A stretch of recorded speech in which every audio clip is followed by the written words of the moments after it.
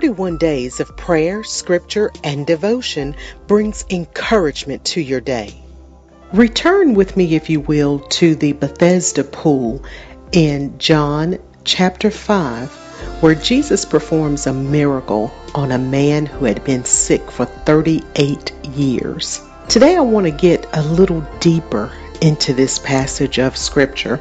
I'm not going to read the entire chapter, but we're going to extrapolate parts of it in order to further this point about what happened with this man who was laying there at that pool for 38 years.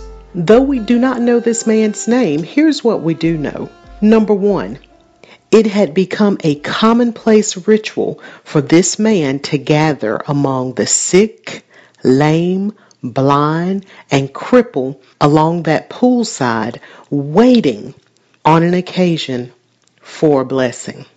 Number two, the scriptures never speak of the exact illness that this man was impaired with. However, in the King James Version of the Bible, it refers to him as being impotent.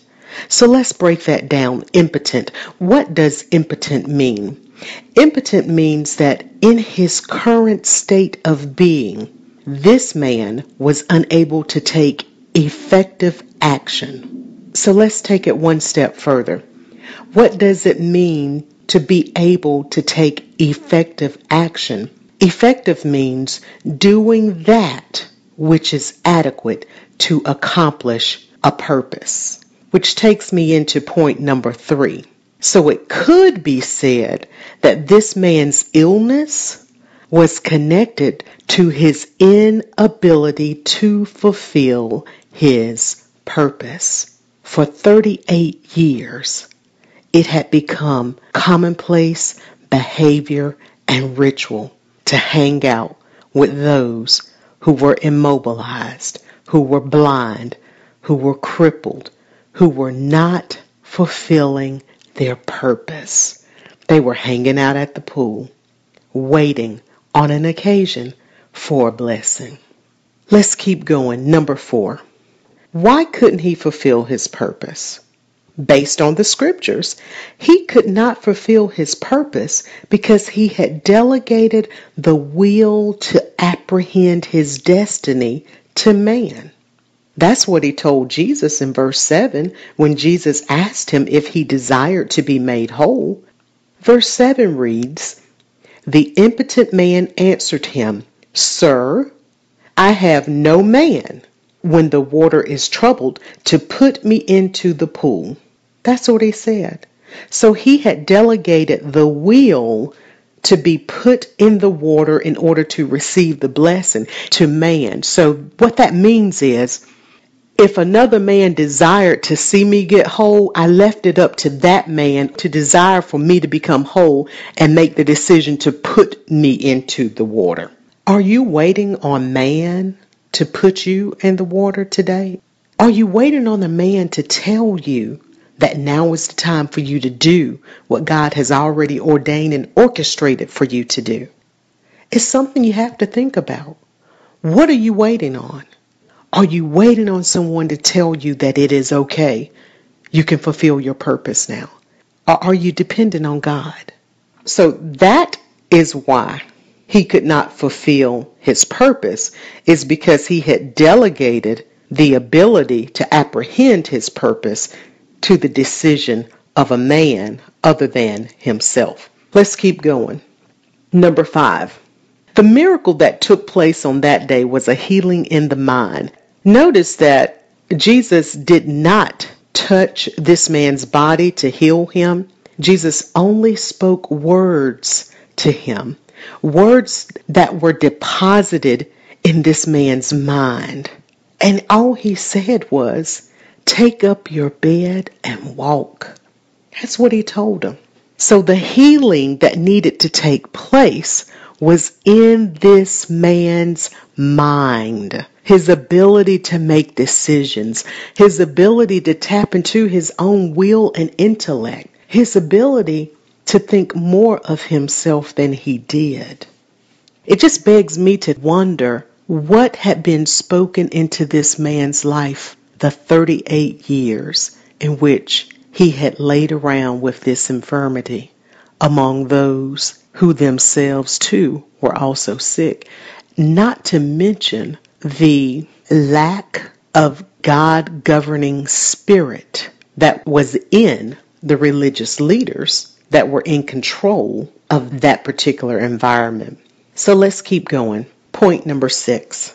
After the man who was cured received his miracle, as it is told in the scripture, Satan came immediately in the form of the Jewish leaders to take away that which was sown. And they came to this man saying, "It is the Sabbath day.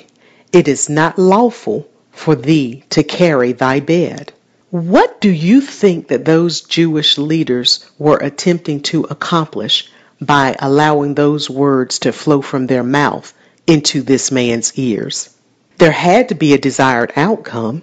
They reminded him that it is the Sabbath day. They reminded him that it was unlawful according to their laws that he should carry his bed. The only conclusion that we can draw from this is that it was their desire for him to put his bed down and go back into the immobilized state. The same immobilized state in which Jesus had to come himself to speak to, because those whom he had entrusted with the care of this man for 38 years did not see the need to be a conduit to God's blessings in his life. Let's keep going. Point number 7. The man was cured out of his faith and belief in the one who brought him healing. And he hung on to the words that Jesus had deposited in him, in his mind, and he did not return to his state of immobility. Rather, he offered those leaders who confronted him with an answer as to why he was able to do what he was doing, and he continued to walk in the authority that he had received from Jesus.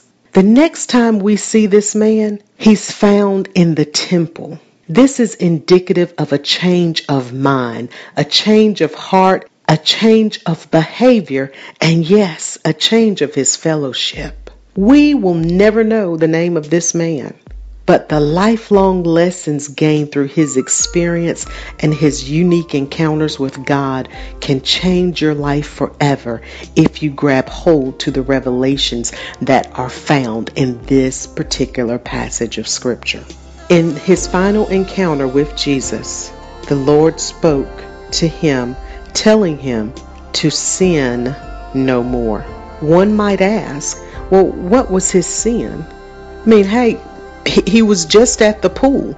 You know, typically when you think about sin, you think about murder, lying, cheating, killing, adultery, fornication, things of that nature. But this man, in his life, in his time, the only thing we know about him is that he was impotent and he was lying among the lame, sick, and feeble there at the poolside waiting on a blessing, seemingly believing in God because he was under the control of religious leaders. But Jesus saw fit to tell this man to sin no more.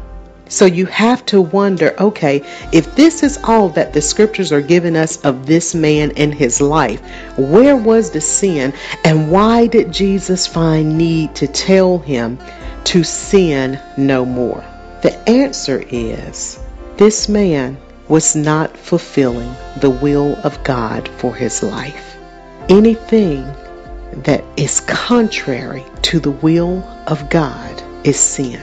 Go back and read John chapter 5 and allow God to speak to you about those things in your life that you may have erroneously delegated to man that should only be a matter between you and God.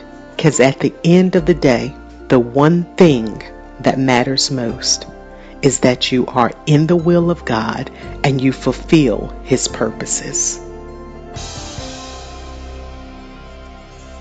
31 Days of Prayer, Scripture, and Devotion is provided by TonyEmahel.com